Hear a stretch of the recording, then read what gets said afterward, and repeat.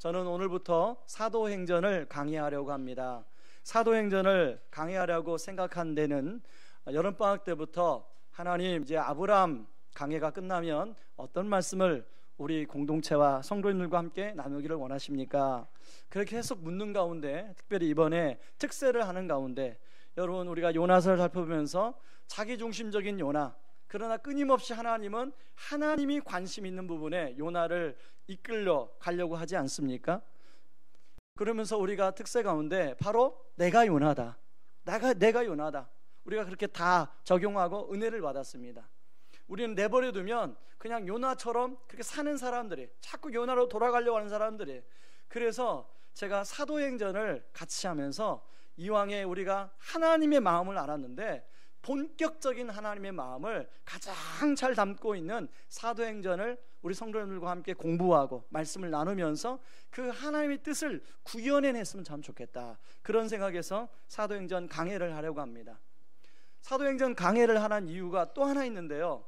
여러분 지난주에 그 자신의 자녀가 그 불치병에 걸려서 우울증에 빠졌던 한 집사님의 예를 제가 말씀드리지 않았습니까? 그 집사님이 그렇게 극심한 우울증에 시달렸는데 이제 본인이 다른 사람에게 전도의 도구로 사용이 되어지면서 그 우울증이 치료가 되더라는 거예요. 전도를 해서 그 사람에게만 복음을 전해서 그 사람만 기쁜 게 아니라 자기가 우울증이 치료가 되고 그리고 믿음으로 자기의 자녀 문제를 극복해 내가고 있더라는 것입니다. 제가 그것을 한 주간 그 집사님을 생각하면서 그런 원리를 가지고 제 삶을 돌아보니까 하나님도 제 삶에 역사하신 것도 마찬가지더라고요. 제가 이제 2003년도에 그 사역을 전에 이제 수원교회에서 사역을 마치고 2004년도에 부임을 했습니다.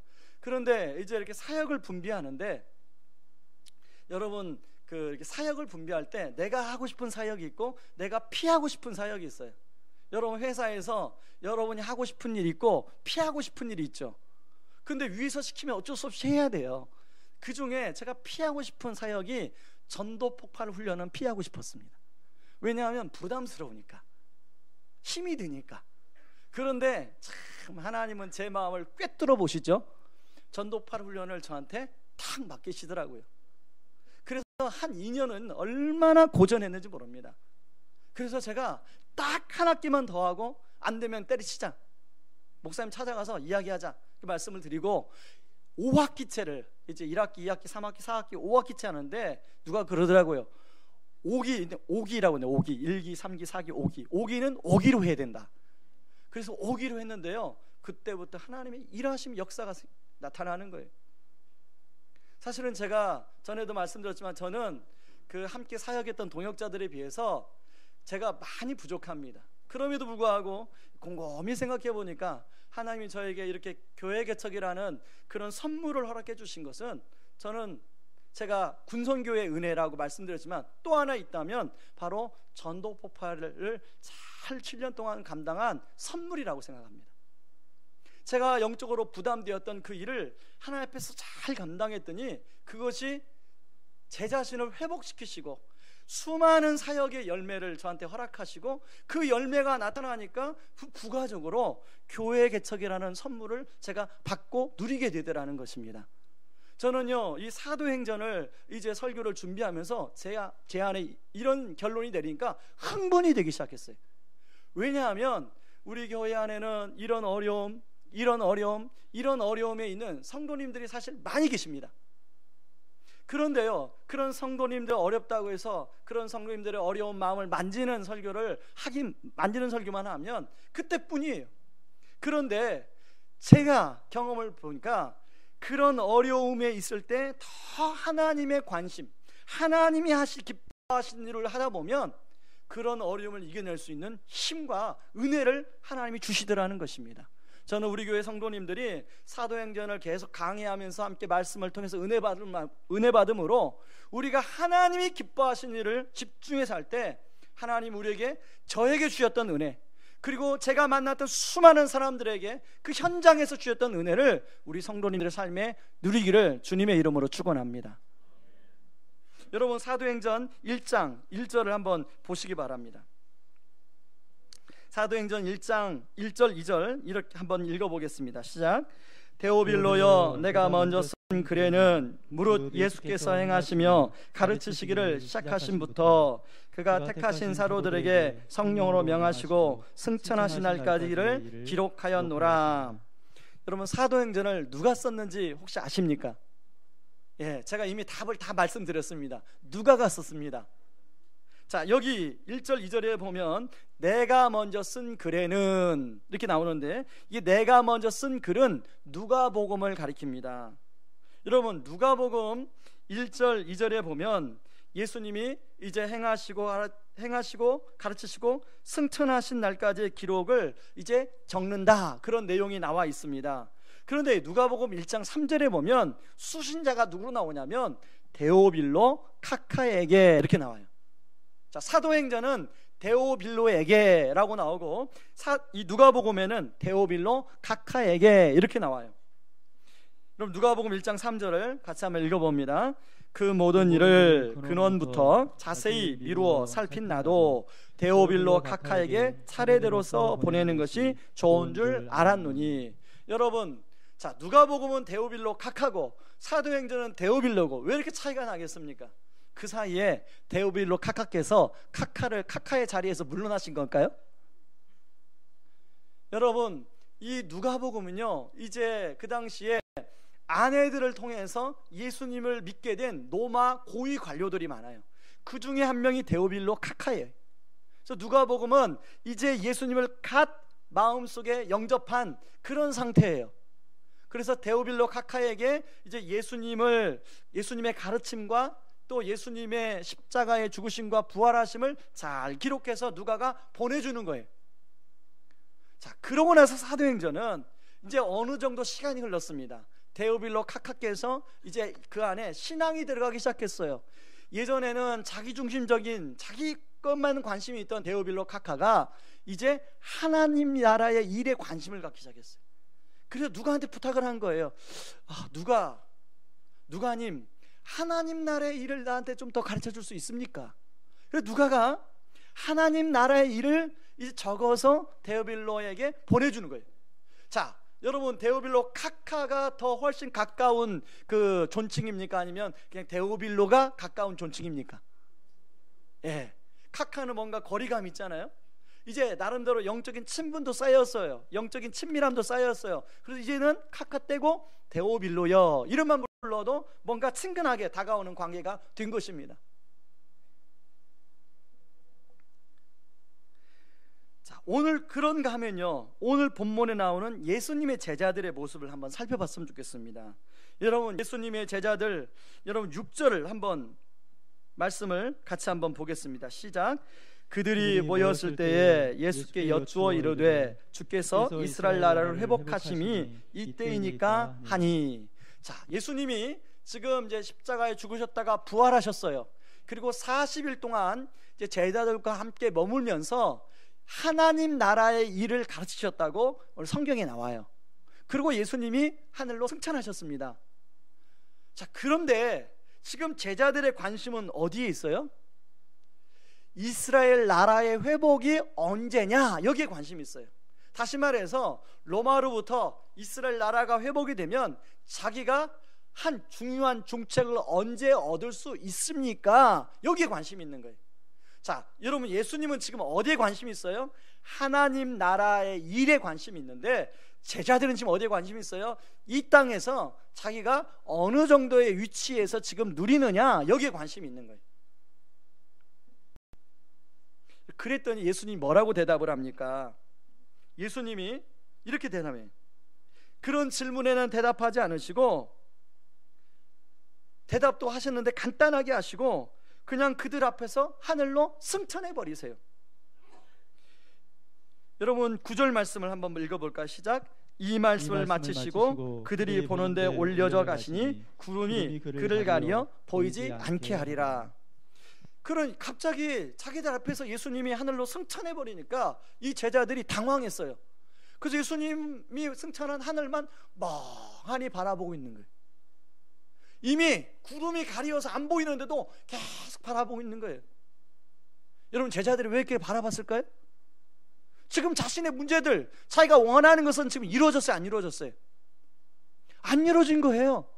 아니 예수님 그렇게 가시면 어떻게 합니까? 내가 원하는 것이 이루어놓고 가셔야죠. 지금 그런 말, 그거 황당한 거죠. 예수님이 십자가에 죽으셨다가 부활하실 때만 해도 야 역시 그렇지, 오병이어를 일으킨 예수님이 그냥 죽을 리가 없어.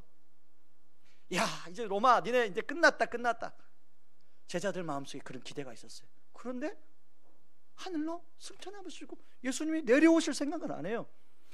그러니까 하나님이 두 천사를 보냅니다. 자, 제자들한테 이 두 천사에게 하는 말이 뭐라고 얘기합니까? 제자들에게 어찌하여 서서 하늘을 쳐다보느냐. 자, 여기 보면 천사들이 제자들을 부를 때 뭐라고 불러입니까? 갈릴리 사람들아. 여러분, 자, 이 갈릴리 사람들아, 여러분 지금 이 제자들이 예수님의 제자들아 이렇게 불러야 더 훨씬 맞지 않습니까? 근데 왜 갈릴리 사람들이라고 부를까? 여러분, 자, 성경에서 유대인들이, 자, 주류의 유대인들이 갈릴리 사람들을 어떻게 생각했습니까? 갈릴리 사람들은 주류입니까? 비주류입니까? 비주류예요. 갈릴리에서 어떤 선한 게 나올 수 있겠느냐, 그렇게 무시받았던 게 갈릴리. 갈릴리 사람들 하면 무식한 사람들, 이런 얘기. 자, 그러면 자, 천사가 이 무식한 사람들아 그런 의미를 썼을까요? 그거 아니죠. 영적으로 아직까지 깨닫지 못하는 무지한 사람들아, 그런 의미예요. 여러분, 우리는 특세하면서 아, 요나가 다른 사람이 아니라 바로 나다. 아, 내가 이제까지 요나처럼 살았구나. 우리가 그렇게 참 많이 적용하고 은혜를 받았습니다. 그런데요, 여러분 다이어트 하다가 며칠만 쉬면 어떻게 됩니까? 요요 현상이 생기죠. 여러분, 우리 영적인 부분에도 요요 현상이 있어요. 그렇게 특세의 은혜를 받고도 일주일 지났는데 다시금 특세 받았던 은혜가 어디론가 사라지고 내 안에 찌지 않아야 될 영적인 살이 찌기 시작하는 거예요. 여러분, 우리 안에 이런 영적인 요요 현상, 다시 요나의 모습으로 돌아간 그런 모습이 없습니까? 오늘 제자들처럼 멍하니 하늘만 쳐다보고 주님 그렇게 가시면 어떻게 합니까? 내가 원하는 그거 들어주시고 가셔야죠. 주님 그렇게 가시면 어떻게, 내가 원하는 거 그거 응답해 주셔야 되죠. 우리가 혹시 그러고 있지 않습니까? 여러분, 우리가 그렇다면 우리는 영적으로 무지한 갈릴리 사람들밖에 되지 않는다는 거예요. 이러한 우리들에게 주님은 이미 산상수훈에서 좋은 처방을 하나 했어요. 우리 산상수훈 마태복음 6장 33절, 아주 핵심적인 말씀입니다. 같이 한번 합심해서 읽어보겠습니다. 그런즉 너희는 먼저 그의 나라와 그의 의를 구하라. 그리하면 이 모든 것을 너희에게 더하시리라. 이게 중요한 말씀. 한 번 더 읽겠습니다. 시작. 그런즉 너희는 먼저 그의 나라와 그의 의를 구하라. 그리하면 이 모든 것을 너희에게 더하시리라. 이 말씀은요, 요나에게도 해당되는 말씀이고 제자들에게도 해당되는 말씀이고 그 당시 지금 이 성경을 받은 데오빌로에도 해당되는 말씀이에요. 데오빌로는 이제 그 전까지는 자기 중심적인 삶을 살았던 이 데오빌로가 이제 눈을 떠서 그 나라와 그의 의를 구하기 시작했어요. 여러분, 저는 저와 우리 성도님들이 사도행전 28장을 살펴보는 동안 이런 데오빌로처럼 중심이 변화되고 생각이 변화되고 우리의 삶의 관점이 변화되는 은혜가 있기를 주님의 이름으로 축원합니다. 여러분, 그렇게 변화가 되고 하나님이 기뻐하신 일을 하면 그 혜택이 누구한테 돌아갈까요? 자, 먼저 그의 나라와 그 일을 구하라. 그러면 뭐가 뒤에 붙었어요?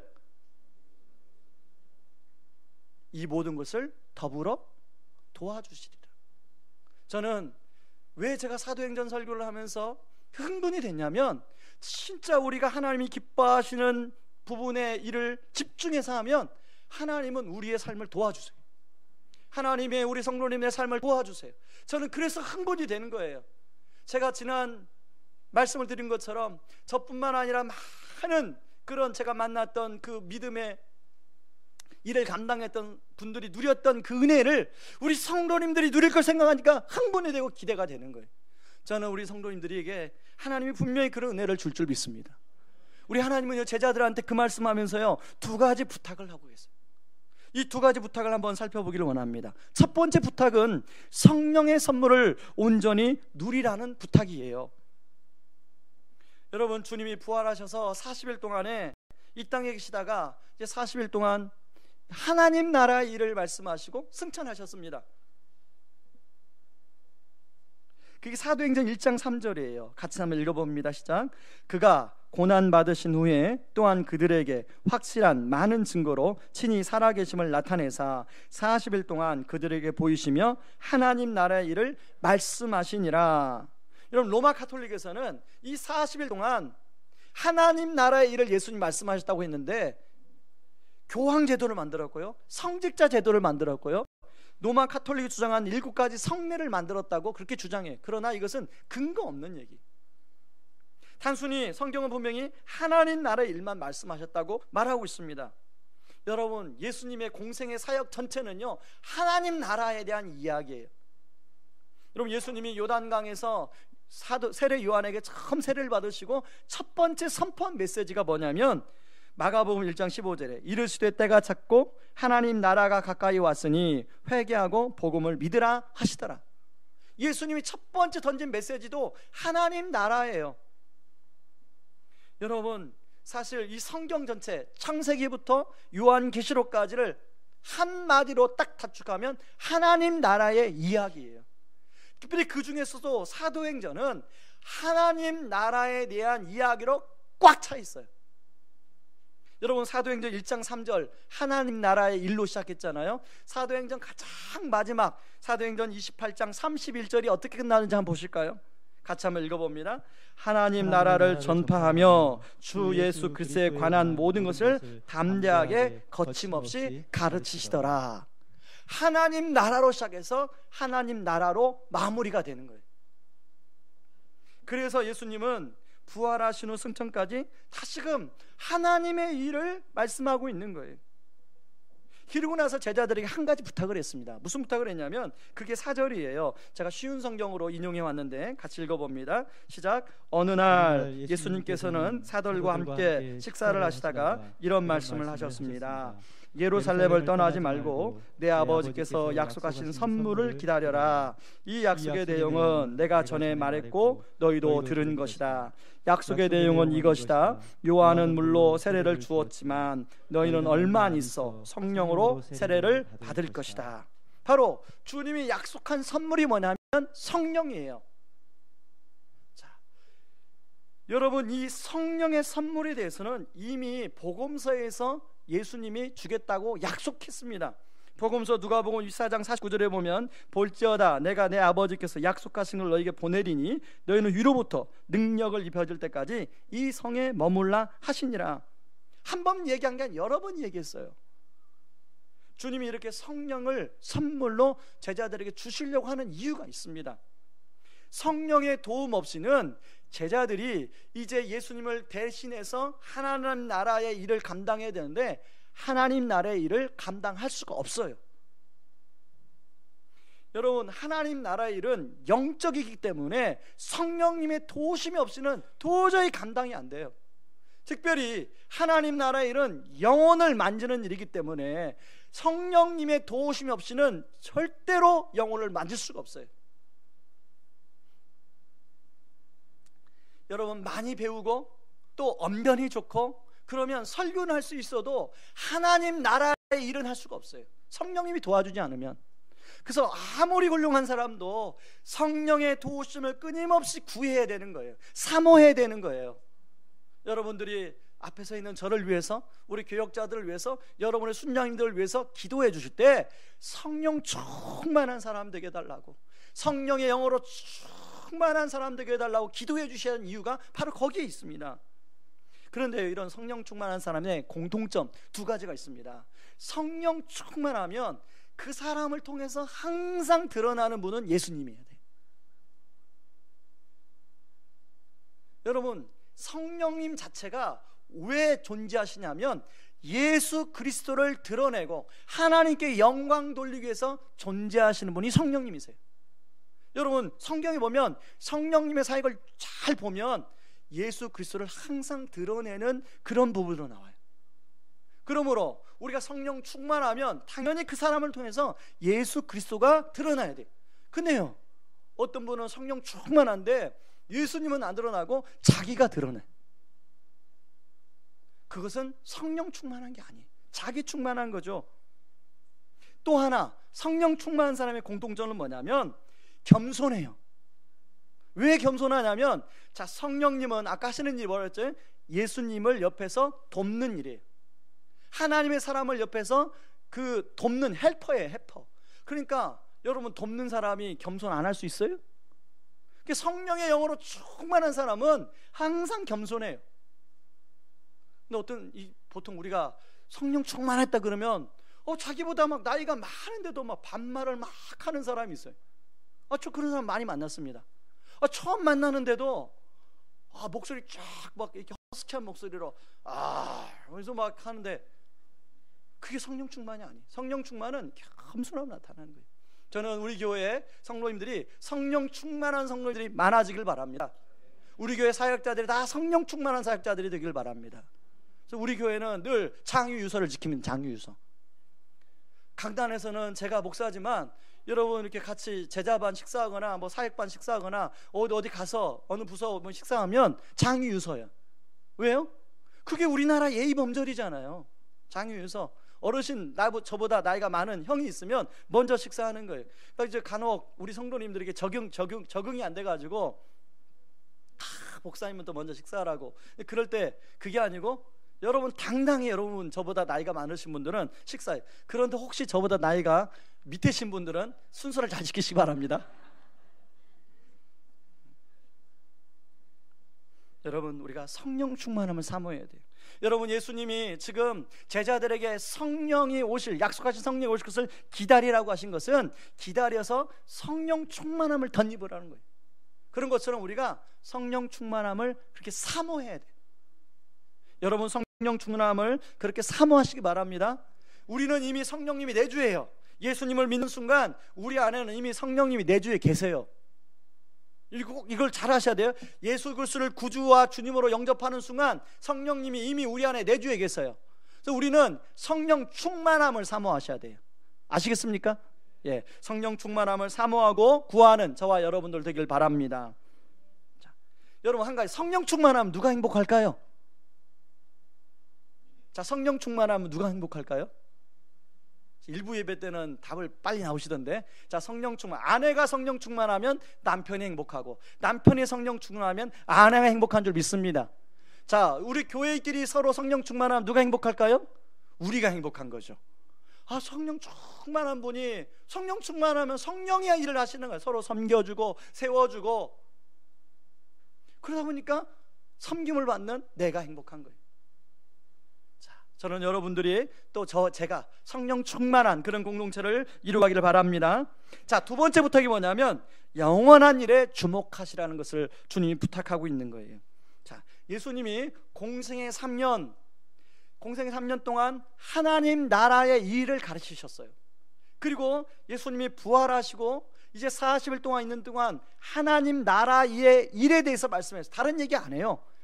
저도 노마 사람들이 아무래도 기분 나쁘게 하는데 어떻게 엎어버릴까? 그런 얘기 하지 않았어요. 하나님 나라의 일, 나를 십자가에 못 박았던 저 사람 어떻게 해? 그거 아니고 하나님 나라의 일만 이야기하셨어요. 여러분, 예수님이 이렇게 제자들에게 하나님 나라의 일을 공생의 3년 동안에 또 승천의 40일 동안에 이렇게 하신 것은 예수님 입장에서는 제자들을 향한 투자예요. 투자. 이 투자라는 것은 뭔가 보상을 바라고 시간과 물질과 에너지를 쏟는 것 아닙니까? 자, 여기 비즈니스 하시는 분들 계실 거예요. 여러분, 비즈니스 하는 분들 어떤 여러분 비즈니스의 항목에 그 아이템에 투자를 이제 계획하고 실행할 경우는 그냥 아무런 이익이 없는데 투자를 생각하는 사람들은 하나도 없을 거예요. 뭔가 보상이 나올 걸 생각하고 투자를 하는 거예요. 여러분, 예수님이 제자들한테 이렇게 온 힘을 다해야 한 것은 제자들로 하여금 바로 예수님의 대리자가 되어서 이제 하나님의 일을 대신하는 그런 아웃풋을 하나님이 원하시는 거예요. 그런데 제자들을 치면 어디에 관심이 있다고 그랬어요? 제자들은 이스라엘 나라를 회복하는 때가 지금입니까? 여기에 관심이 있는 거예요. 예수님 뭐라고 말씀하십니까? 때와 시기는 누구의 권한에 두셨다고요? 아버지께서 자기의 권한에 두셨다는 거예요. 여러분, 1992년도에 한참 우리나라를 떠들썩하게 했던 다미 선교회 혹시 들어보셨습니까? 왜 다미 선교회인가 어느 목사님이 그렇게 설명하시더라고요. 다 미쳤다 그래서 다미 선교회다. 사실은요, 저 역시도 한때는 다미 선교에 관심이 있었던 사람이. 그 당시에 제가 군에 있었을 텐데 휴가를 나와서 우연히 서점에 갔는데 책을 봤어요. 다가올 미래를 대비하라. 이게 원이. 그 책을 읽었는데 너무 은혜롭더라고요. 이 권이 너무 궁금한 거예요. 2권, 3권도 나온다고 써 있더라고요. 이 권이 너무 궁금한 거예요. 휴가 복귀를 하고 한참 있다가 2권이 나왔을 때쯤 해서 제가 아는 분한테 부탁을 했어요. 2권 좀 택배로 좀 보내달라. 그래서 2권을 읽는데요, 2권을 읽다가 제가 책을 덮었습니다. 그 당시에 제가 신학을 안 했을 텐데, 저는 그냥 모태신앙이고 교회만 다니고 그랬을 텐데, 제가 신학을 안 한 제가 봐도 이상해요. 책이 2권부터는 좀 뭔가 이상해요. 이거 이상하다, 이거 아닌 것 같다 하고 덮었어요. 아니나 다를까, 여러분, 서울 성산동에 10월 28일 예수님이 재림한다고 사람들이 집 팔아가지고 애들 학교 보내는 거 다 못 보내고 집 팔아가지고 거기서 신혼 입고 예수님 기다렸어요. 예수님이 재림하셨나요, 안 하셨나요? 재림 안 했어요. 근데 집 팔아가지고 다 헌금했어요. 예수님이 재림하는데 왜 헌금을 거둬요? 그거 참. 차라리 불우유 돕기를 하지. 결국은 사기극으로 끝났습니다. 그런데 그런 다미 선교 같은 그런 데가 지금도 참 많이 있어요. 우리를 현혹시킨 데가 참 많이 있어요. 여러분, 제가 1권을 읽으면서 왜 현혹됐을까요? 제가 왜 현혹됐을까요? 그럴듯하니까 현혹된 거 아니겠습니까? 그럴듯하니까. 그런데요, 그런 사람들의 주장은 늘 하나님 나라를 어디에 관점에 두냐면 늘 미래의 관점에 있어요. 여러분, 하나님 나라는 미래에만 관점이 있는 게 아니에요. 그건 불균형이에요. 불균형, 치우친 거예요. 하나님 나라는 지금 우리가 살고 있는 삶의 현장에 먼저 임해야 돼.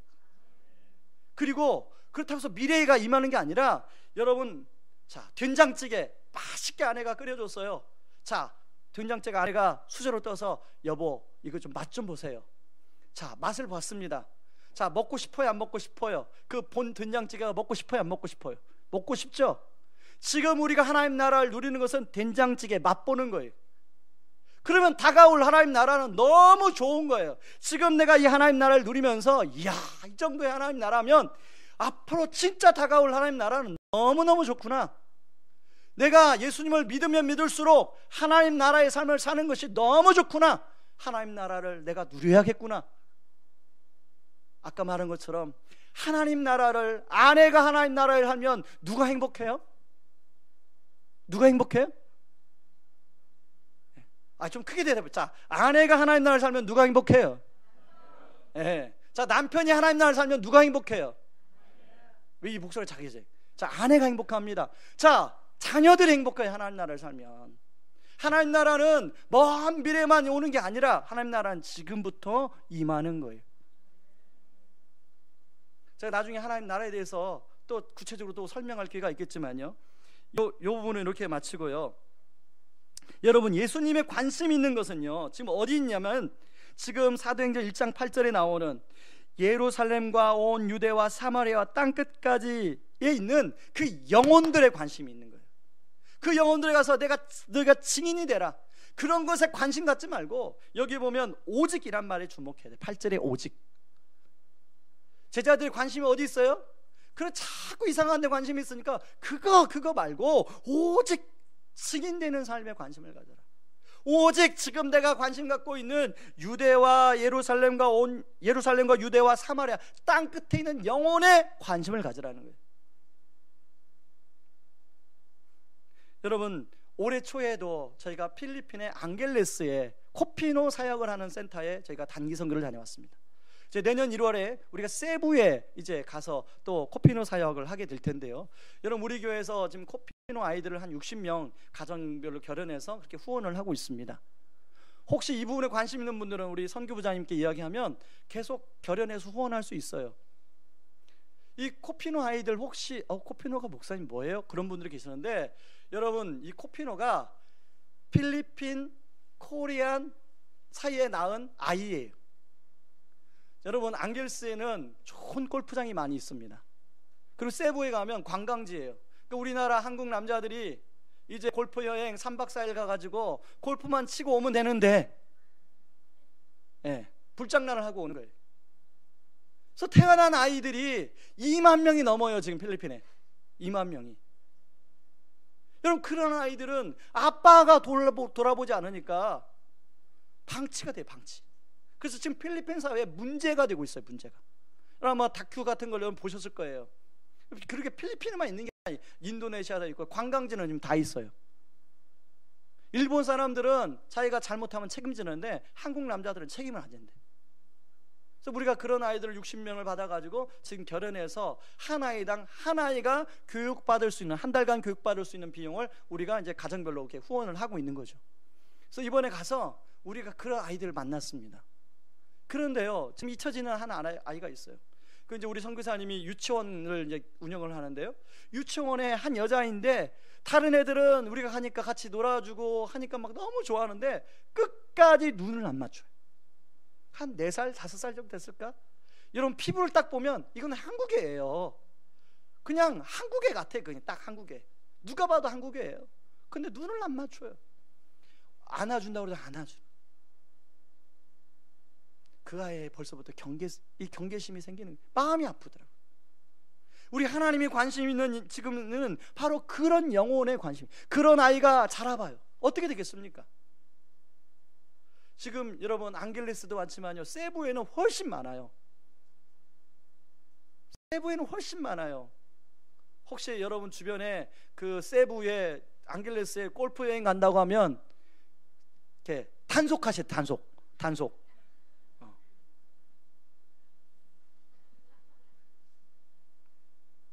여러분, 이걸 빌레몬서 버전으로 말하면 오네시모와 같은 영혼이 많이 있어요. 정말로 유익한 인생을 살고 싶은데, 어떤 사람이 꿈이 없습니까? 자기 인생 정말로 이 땅에 태어나서 어떤 사람이 꿈이 없어요? 비전이 없어요? 다 꿈과 비전이 있죠.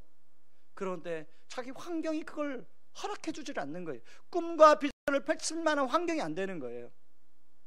그런 오네시모가 그 바울을 만났더니 그 무익한 인생에서 유익한 인생이 되지 않았습니까? 바로 지금 하나님의 마음은 거기에 있는 거예요.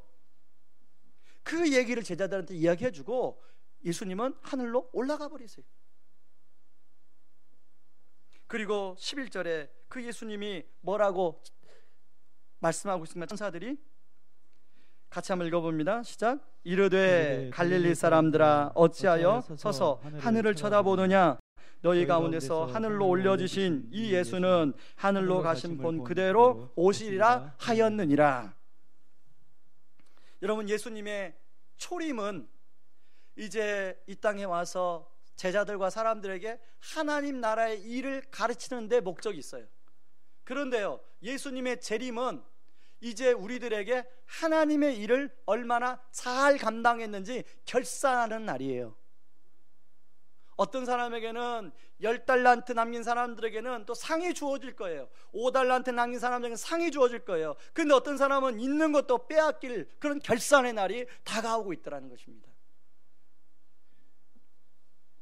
그러므로 우리에게 주어진 하나님 나라의 증인되는 삶에 우리의 관심을 가져야 된다는 거예요.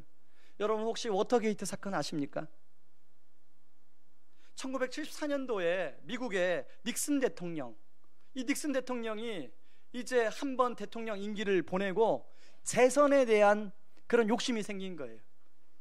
그래서 상대방 민주당 이제 그 지도자 사무실에다가 도청 장치를 설치하다가 발견이 됐어요. 그래가지고 그 닉슨 대통령이 대통령을 하면서 하야가 된 그런 유일한 대통령이에요.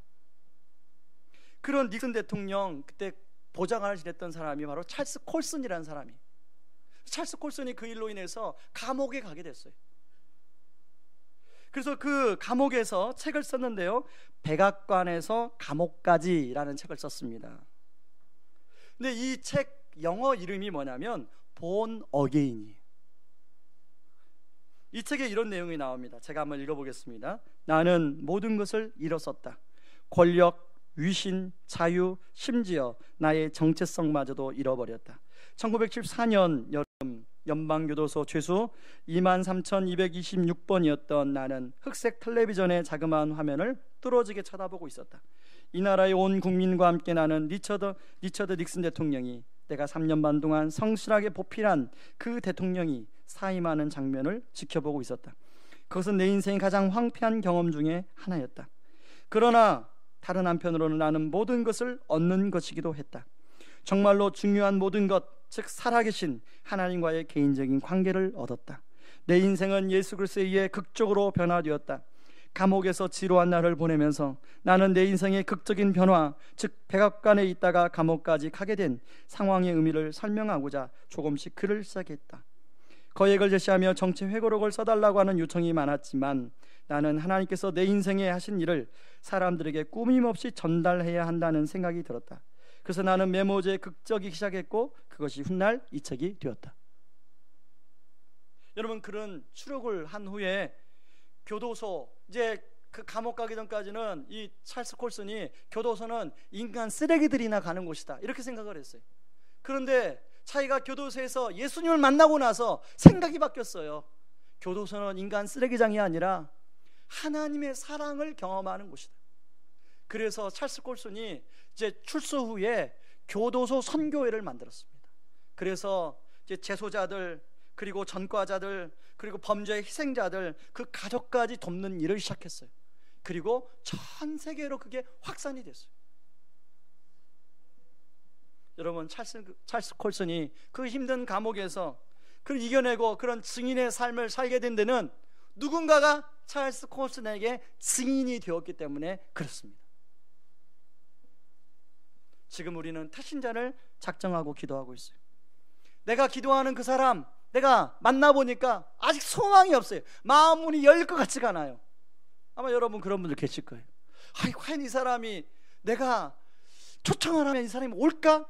근데 꿈쩍도 안 할 것 같아요. 여러분, 그럴지라도 여러분 그 사람의 마음의 문을 여러분 노크하셔야 됩니다. 그 사람의 마음의 문을 노크하셔야 돼요. 하나님이 그 사람을 찰스 콜슨처럼 사용하실지도 몰라요. 전에 교회를 섬길 때 연세가 지긋하신 권사님이 계셨습니다. 이 권사님은, 이 아들이 장로님이 계신데요, 이 아들 장로님이 해외에 본사를 둔 큰 이 글로벌 기업의 회장님이세요. 그러니 당연히 이제 병원에 몸이 아파서 입원하면 당연히 1인실 뭐 그걸 사용하는 것을 그렇게 이미 우리 알고 있지 않겠습니까? 한 번은요, 이분이 일산의 병원에 입원을 했어요. 그래서 제가 일산 병원에 이제 신방을 갔는데 1인실이 아니라 6인실에 계신 거예요. 그래서 제가 물었습니다. 아니, 권사님 왜 1인실에 안 계시고 6인실에 계십니까? 그랬더니 옆에 계시는 그 권사님 며느리 집사님이 그러시는 거예요. 목사님, 우리 어머니가 이제까지 병원에 여러 번 입원했는데 한 번도 1인실에 가본 적이 없습니다. 우리 어머니는 늘 6인실만 고집해요. 그래서 제가 또 궁금하잖아요. 아니, 왜 그러세요, 권사님? 그랬더니 그 권사님 하시는 말씀이, 내가 나이가 들어서 돌아다니면서 전도를 못하는데 이 병원이 황금 어장이야. 여러분, 사람들이 병원에 입원하면 얼마나 마음이 가난합니까? 6인실에 가면 자기 빼고 5명은 전도 대상자예요. 그 중에 믿는 사람 1명 있으면 이제 더 짝짝꿍이 맞아서 3사람을 녹일 수가 있어요. 그래서 그분 이제 기도해드리고 이러고 이제 떠나려고 하는데 건너편에 있는 분이 눈빛이 이상해요. 아니라 다를까 이 권사님이, 목사님, 저분이 이제 예수 믿기로 했습니다. 목사님, 저분 좀 기도 좀 해주고 가세요.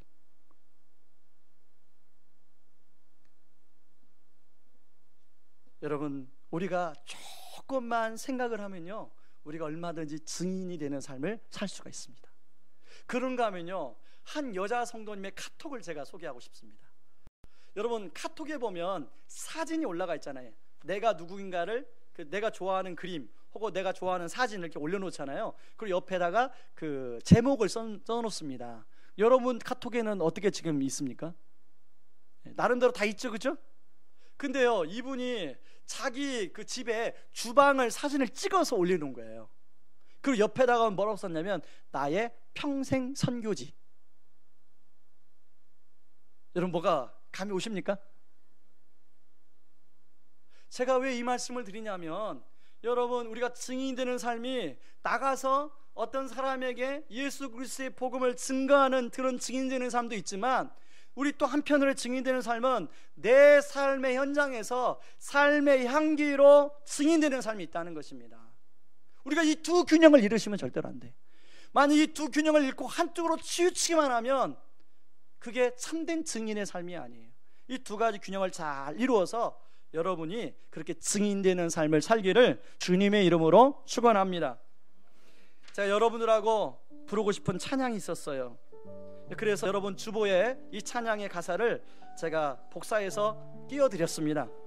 그 이름 비길 때 어디 있나. 우리 찬양 같이 하길 원합니다.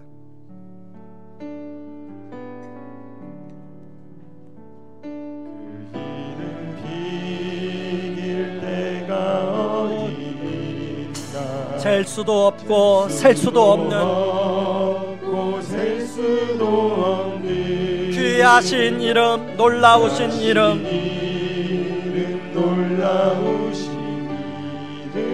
참되신 이름, 우리 주 예수. 주 예수 이름 내가 생각할 때 내 마음속에 기쁨 넘치네. 우리의 소망 구원 되시는 주. 그 이름 비길 때 어디 있나. 비탄에 빠진 가련한 영혼이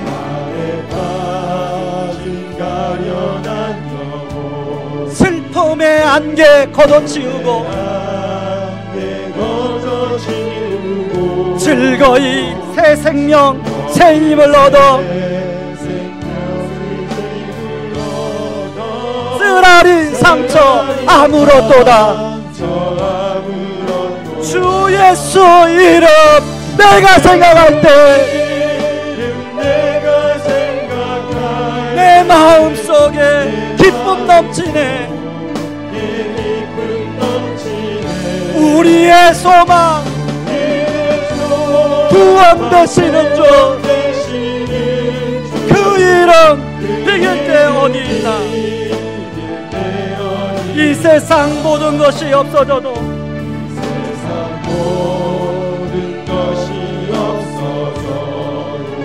그 이름 오늘 더욱 빛나리. 내일도 영원토록 증거되며 찬란한 빛을 더욱 발하리. 주 예수 이름 내가 생각할 때 내 마음속에 기쁨 넘치네. 우리의 소망 구원 되시는 주. 그 이름 비길 때 어디 있나.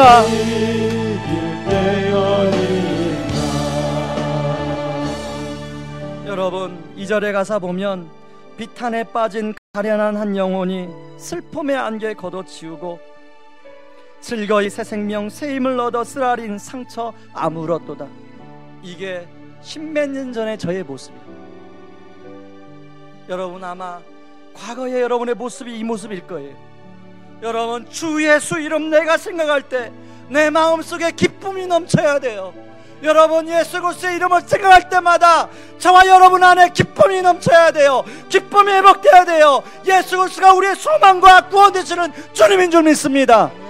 여러분 우리의 관심이 여러분, 이 땅의 것에 관심을 나름대로 우리가 시간을 보내고 있지만 진짜 우리가 관심을 쏟아져야 할 것은 바로 하나님 나라에 대한 관심이에요. 하나님이 그걸 주목할 때 하나님이 더불어 우리를 책임져 주신다고 말씀하고 있습니다. 이 시간에 우리 한번 기도할 때, 하나님 아버지, 제가 먼저 그의 나라와 그의 인생을 구하는 그런 삶을 살게 하여 주시옵소서. 하나님, 성령의 선물을 사모하게 하여 주시고 성령의 도우심을 누리는 삶을 살게 하여 주시옵소서. 아버지, 하나님 나라의 증인되는 삶을 살게 하여 주시옵소서. 아버지, 나에게 붙여주신 기도하고 있는 아버지 그 영혼을 붙들어 주시옵소서. 같이 한번 기도하며 나가길 원합니다. 기도하겠습니다. 오 하나님 아버지, 받고 감사합니다. 하나님 아버지, 그렇습니다. 아버지의 승리 아니었다면 아버지, 저는 지금 비탄에 빠져있는 영혼의 불과 있으시고, 예수님이 아니었다면 아버지, 제 동생 아버지 비탄에 빠진 한 영혼을 지금도 아버지 하나님, 정말 아버지 우리 성들 가운데도 예수님이 아니었다면 아버지 비탄에 빠져 아버지 훌쩍거리는 인생을 말이 있습니다. 아버지 하나님, 저에게 예수님 찾아오셔서 아버지 쓰라린 상처를 아물게 하여 주시고 새 안에 회복시켜 주시고 아버지, 이제는 다른 영혼을 향하여 증인의 삶을 살게 하여 주시니 감사합니다. 아버지, 하나님 나라의 일을 아버지 생각하게 하여 주시니 감사합니다. 아버지, 저는 능력이 없습니다. 저는 부족합니다. 아버지, 성령의 충만함을 사모하게 하여 주옵소서. 성령의 도우심을 사모하게 하여 주시옵소서. 아버지, 성령의 일을 충만함을 말미암아 제가 그 일을 감당하는 것이 아니라 성령님이 아버지 그 일을 감당한 일에 수동들게 하여 주시옵소서. 아버지, 하나님 나라의 온전한 증인이 되게 하여 주시옵소서. 아버지, 우리 교회가 아버지 사도행전을 연구하며 아버지 하나님 나라 일에 우리의 마음을 쏟기를 원합니다. 주여, 왕우리를 주목하여 돌겠습니다. 아버지, 우리 성들 가운데는 아버지 어려운 가운데 있는 분들이 많이 있습니다. 그러나 아버지 하나님, 하나님 나라 일에 관심을 쏟을 때 아버지 하나님께서 힘주시고 능력 주시고 믿습니다. 주여, 아버지 은혜일 줄 믿습니다. 오 하나님, 도와주옵소서. 아버지, 우리가 기도하는 때입니다. 아버지 마음에 영혼을 움직여 주시옵소서. 아버지 하나님, 우리 신뢰할 아버지 마음에 그 영혼을 어루만져 주시옵소서. 아버지 하나님, 주여, 아버지 고난스러 그 영혼에게 다가가라 주만게 하여 주옵소서.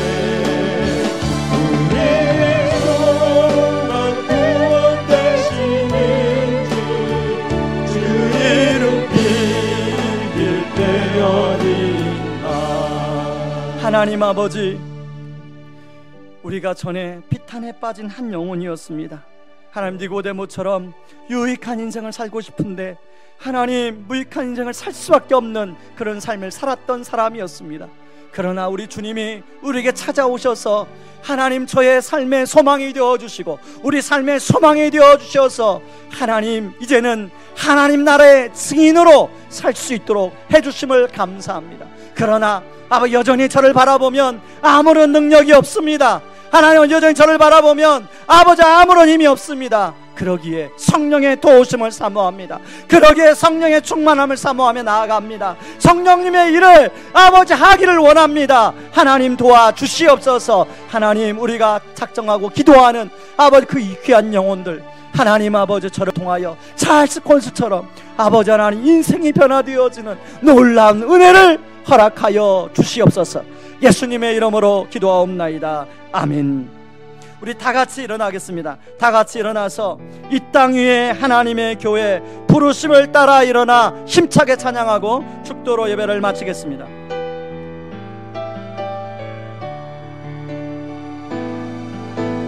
땅 위에 하나님의 교회 부르심을 따라 일어나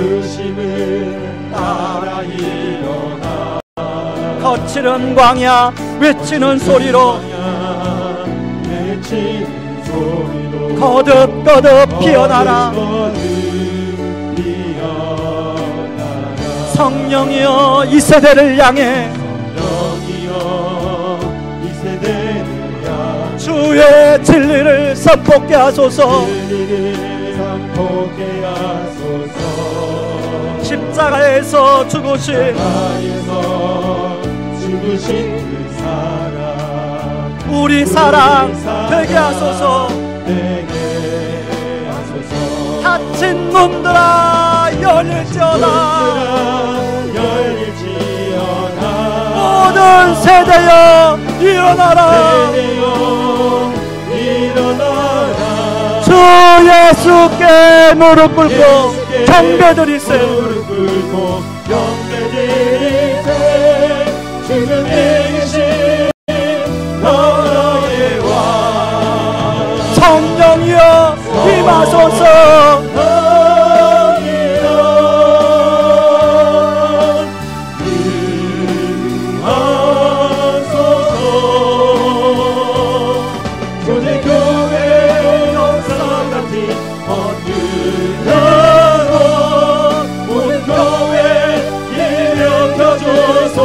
일어나라.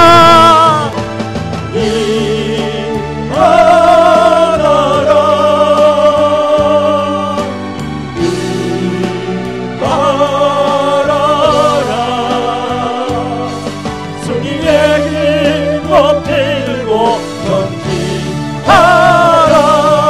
주님 오실 길 예비하라. 주님 오실 길 예비하라. 주님 오실 길 예비하라.